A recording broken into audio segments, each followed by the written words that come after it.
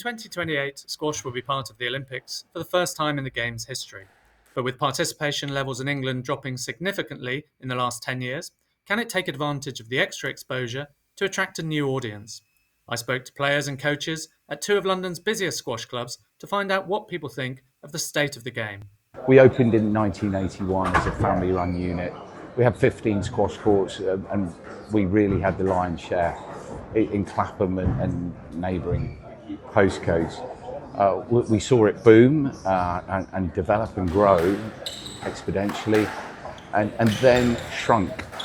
Squash became less fashionable, it was a boom in the 80s and that all changed and gyms became more vogue. There's less sports, less things for people to do, the kids to do, so squash was, a busy sport. Over the years, it's got, there's many things are happening, many sports. The gym has taken over a lot.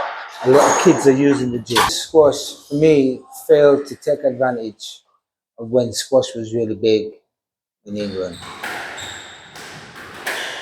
Draw to it is like the speed of the game.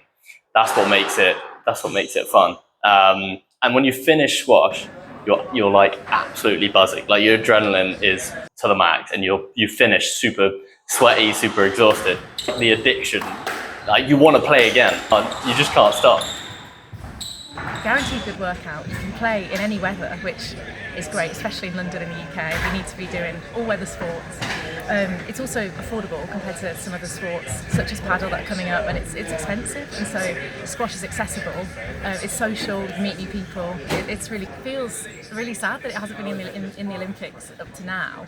And to be honest, even when it lost out in 2024, it was a real shame. And when you say to people, squash isn't in the Olympics, everyone's always surprised because you'd expect it to. But it's hugely positive for the game as a general viewpoint. And at grassroots, we're hoping to see juniors and people picking up the racket again. And that could start from schools. And with any Olympic sport, you see enthusiasm from grassroots, and that's what we need, and it's brilliant for the game.